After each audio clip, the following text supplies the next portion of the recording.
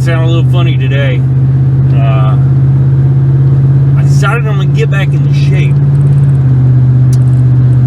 and I went running yesterday for the first time in probably almost a year. And like an idiot, you know, instead of starting back into it slowly, I thought I'm gonna kick my own ass and really get into it. So I ran a little over 4 miles yesterday, and yeah, it kicked my ass for sure. Pretty sure I almost died. Not really, but yeah, it was pretty tough. I spent the rest of the day afterwards coughing and sneezing and all of that, just from, you know, running with allergies and all, and just my body not being used to being that starved for oxygen. My lungs not used to working that hard anymore. So yeah, it was tough. But I did it. I made it. Yeah. And my legs are surprisingly not that sore today. So they, you know, the rest of my body really was in shock from running again after so long. But my legs seem to do okay for some reason. So pretty happy about that. Maybe I'll run again today. If not, I'll definitely run again tomorrow. I want to do it at the very least every other day, and then do it more often if I can. Do it every day if I can, but at least every other. But yeah, I'll keep y'all updated on how that goes, because I've told myself that before and not followed through on it. But I want to get in better shape, because I don't know what kind of job I'm going to be getting. I'm looking for a job, by the way. I don't think I've mentioned that. So I don't know what kind of job I'm going to be getting and what kind of physical demands will be involved in said job. So I want to make sure I'm in shape, you know. I don't want to get to a new job and be sucking wind, not be able to keep up, you know. That's a bad first impression. I want to get out there and, you know, hump it and really really show what I can do, show what kind of hard work I can do. So, but anyway, trying to find a new job is part of what I'm doing right now. Has to do, well, what I'm doing right now has to do with me trying to get a new job. I've got a couple of interviews, couple of really important interviews coming up within a week. I got one, today's Tuesday, I got one on Friday, and I got another one on Monday. Same company, different positions. They're each for a different location as well. But they're big. It's I don't want to say what company it is or what kind of position it is or anything like that, but it's a big company. It's a big, successful company that I would love to work for. But that being said, there's a lot of other people that would love to work for this big, successful company. And yeah, so I really have to market myself well when I go to these interviews to have any kind of chance of actually getting the jobs. Either one of them, you know, or getting offered for both, if I'm real lucky. But one of the things they mentioned in the email that verified, or that confirmed that I had the appointment scheduled. God, I'm gonna lose my voice. Well, one of the things they mentioned was, you know, they list out some things that are helpful to bring. Like your resume, obviously. If you ever go to an interview and you don't take your resume, you're wrong. always have that resume when you go apply, when you go for the interview, when you go, hell, if you've already had an interview and you go for a second interview, or you go for a hiring process, still have that thing with you. If you don't have a resume, type one up. It can be a pain in the ass when you type it up the first time, but if you get a basic one now, then it's easy. You just get a basic one done up now, keep it saved on your computer. If you don't have a computer, save it, do it on somebody else's computer and email it to yourself so you've got it in your email, and that way any computer you go to, you can pull it up. But get a basic one now. Get a shell with all the basic information that's going to be in there no matter what. And then as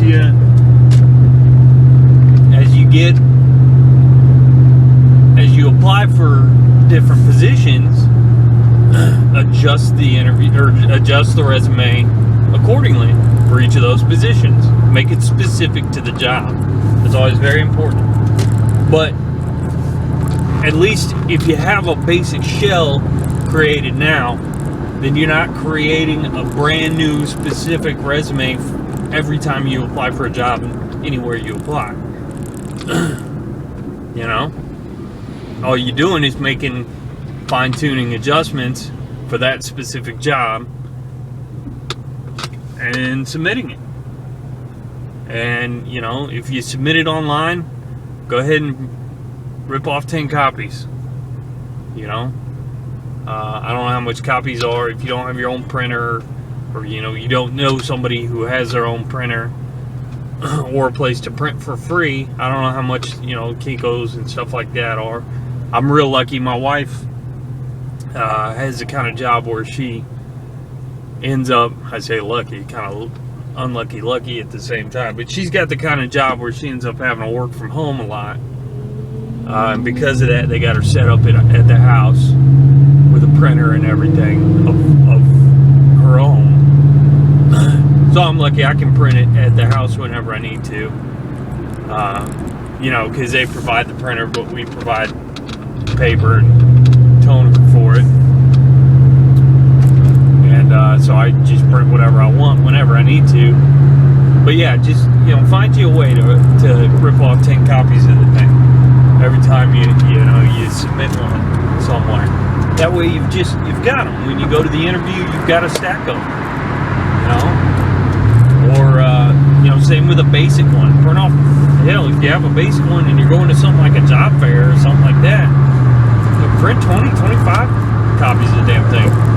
And every little table you go to at the job fair, here's my resume. Hand it out like it's a business card. It kind of is. It's a more detailed version of a business card that you're passing out and trying to convince folks, this is me, this is what I'm about, this is what I can do, this is what I have done, this is what I can offer to your company. And obviously, it's something like a job fair, you're going to have fairly generalized. You're not going to already have a specific one for each company that you speak with, unless you have a whole lot of information about the job fair before you go, which is possible. But just give them your generalized one. And a lot of times at job fairs I've been to anyway, you give them a copy there and they give you a card and they say, I'm going to hold on to this and look at it. Go ahead and send me another copy to my email, or email me, and I'll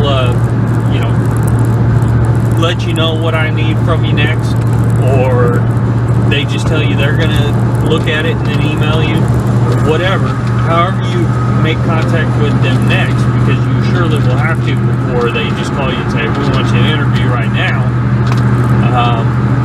Then have a specific one for that company done up, a specific version of your resume, and at that point submit that to them and say, look, I gave you a very general one. Here's one that highlights a few few of my more specific qualities and skills and experiences that I think apply more directly to this position or this company. You know, they appreciate that. Trust me. You know, I've been on both sides of the hiring process. I've been one of those, you know, lower level, mind you. I've never been like the actual hiring manager, but I've been a lower level management leadership position that assists with the hiring process. And those kind of things look real good. You know, if somebody gets back with you and says, here, you know, I tailored this, I did the work, I put in the effort to make this specific to you, to what I am trying to get with your company, you know, that means a lot. Shows that extra mile. So anyway, enough rambling on about that. Where was I? Hell. Oh, so you know, I got the email about the interview back from this company saying, you know, bring your resume. They also said bring ID, driver's license, social security card, you know, so they can verify who you are. But they also said to bring my school transcripts. So, you know, I've gone to a couple years of college, but not much. But, you know, I want to show them that. Hell, it's on my resume, so I need to have that proof of that with me. So, I went online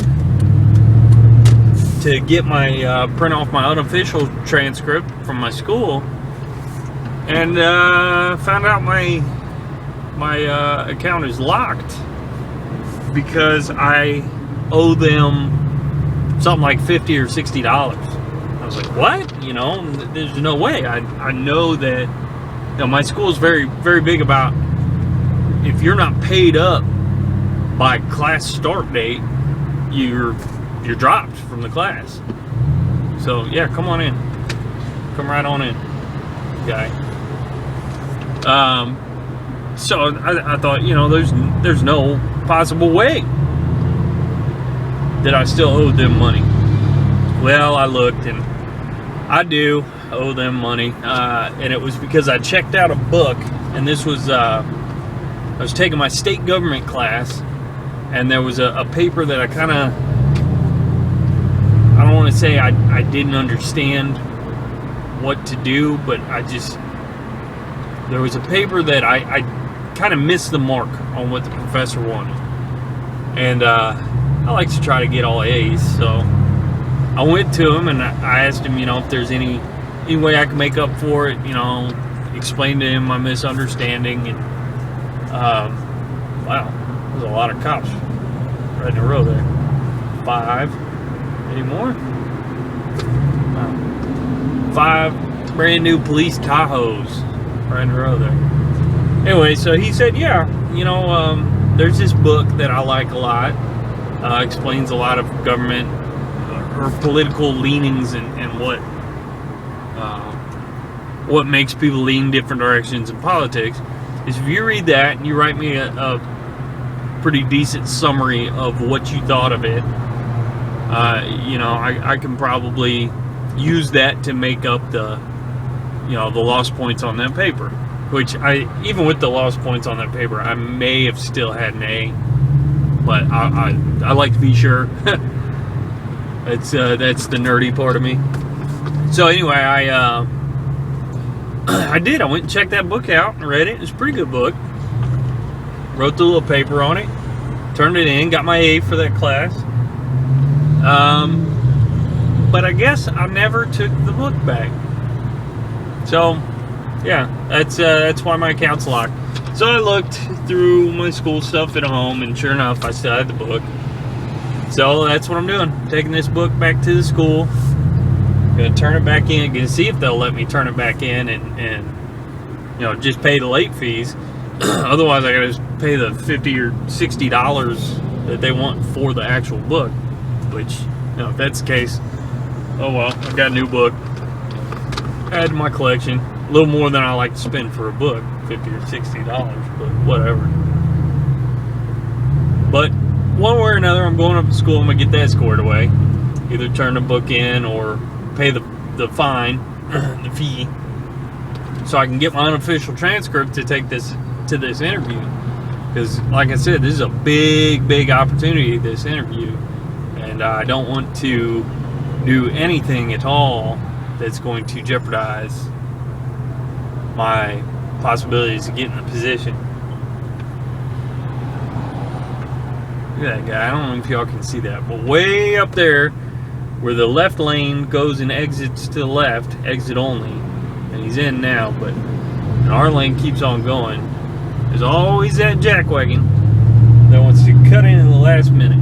I hate that. It drives me crazy. We all waited in this line, and you're going to fly up in this lane, slow down the people that are in that lane legitimately trying to exit, slow down us because you're cutting in at the front. Up, there's no one. Luckily, he popped in. He didn't hold anybody up for too long. But man, they do it all the time right through here too. Which, I mean, is understandable. You know what? I don't even have to be in this lane. I'm so used to going this direction that I just naturally got in this lane and I didn't even need it. But now I got the problem of being in this lane, and people do the same thing from this lane up here further when they split. They'll pop over at the last minute and hold up this lane. So we'll see. I hope nobody does that. I can't get over it. So, oh well. Anyway. So yeah, that's what I'm doing. I'm going to school. What else? Let's see. What else I got to talk about? Going to the school, got job interviews coming up.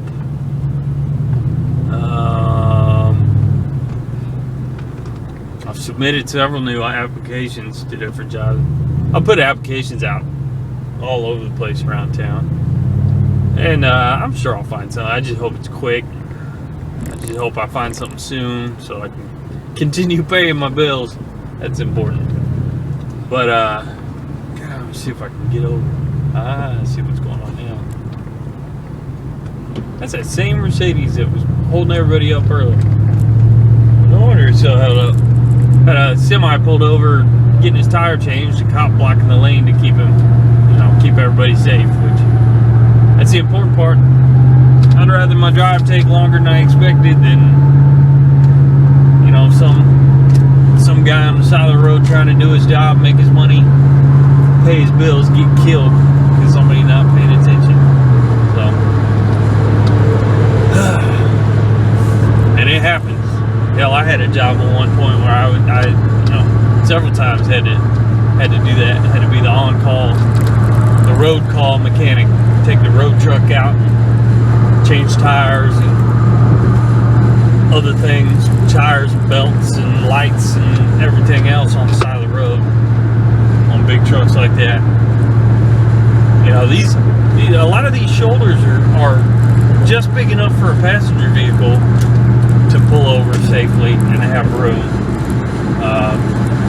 Those semi-trucks, they take up every bit of that shoulder, if not more. So, it's potentially a very dangerous situation to be on the side of the road like that, doing a road service call. So, yeah, I did that for a few years. Well, I mean, I was a mechanic in the shop for the most part, but there were several situations when